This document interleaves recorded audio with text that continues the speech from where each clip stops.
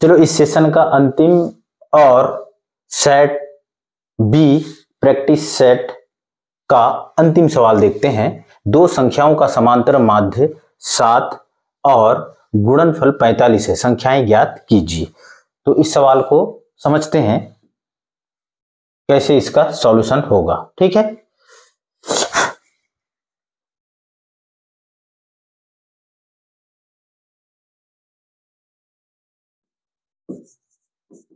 देखिए यहां पर क्या है, दो संख्याओं का समांतर माध्य 7 है। तो माना वह संख्या क्या क्या होंगे, माना पहली संख्या क्या होगा जी, a तथा दूसरी संख्या क्या होगा, b होगा। ये हम लोग मान लेते हैं। ठीक है, तो क्या हो जाएगा, समांतर माध्य क्या होगा, इसलिए समांतर माध्य, ये दोनों संख्याओं का समांतर माध्य, इसलिए समांतर माध्य बराबर हो जाएगा a प्लस बी अपान 2। समांतर माध्य बराबर होगा, ये दोनों का समांतर माध्य कितना है, 7 है। तो ये हो जाएगा आपका a धन b बटे, या फिर इसको हम पक्षांतर कर देते हैं तो 7 दूने 14। इसको समीकरण नंबर 1 मान लेते हैं। क्या मान लेते हैं, इसको समीकरण नंबर 1 मान लेते हैं।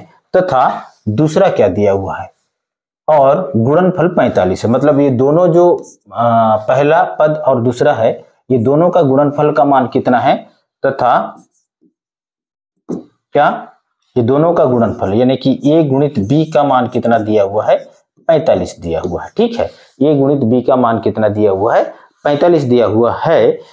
ओके, अब सर्वसमीका, अब सर्वसमीका से क्या है, सर्वसमीका a माइनस बी का स्क्वायर बराबर होता है a प्लस बी का स्क्वायर माइनस 4ab से। ये जो सर्वसमीका है, इस सर्वसमीका से अब इस सवाल को हम आगे हल करते हैं, और ये जो दो संख्याएं हैं a और b, इसका मान ज्ञात करते हैं।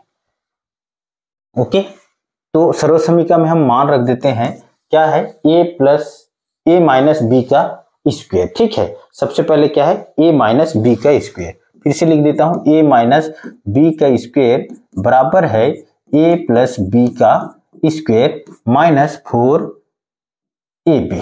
तो यहां पर मान रखने पर किसका मान, a प्लस बी का मान है 14, तो 14 का स्क्वायर हो जाएगा।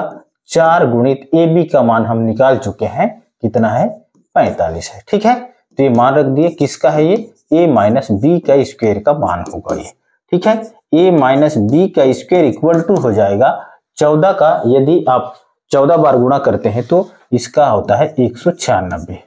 4 का ये हो जाएगा 45 दूनी 90, 180 हो गया। ठीक है, तो a माइनस बी का स्क्वायर बराबर हो जाएगा, अगर हम इसको माइनस कर देते हैं तो इसका घटा देने से 16 आ जाएगा। ठीक है, अब इसको हम पक्षांतर कर देते हैं, a minus b equal to हो जाएगा, वर्ग को हम पक्षांतर कर देते हैं तो ये हो जाएगा आपका 16 का वर्गमूल। ठीक है, क्या हो जाएगा, 16 का वर्गमूल। तो ये हो जाएगा, इसका 16 का वर्गमूल होता है a minus b equal to हो जाएगा 4। इसको आप समीकरण नंबर 2 दे देते हैं। ठीक है, ये हो गया आपका समीकरण नंबर 2।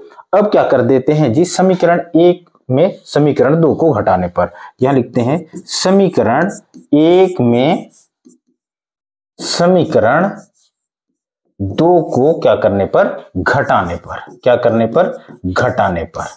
ओके, घटा देते हैं समीकरण 1 में 2 को। समीकरण 1 था a plus b equal to 14, और समीकरण 2 है a minus b equal to 4।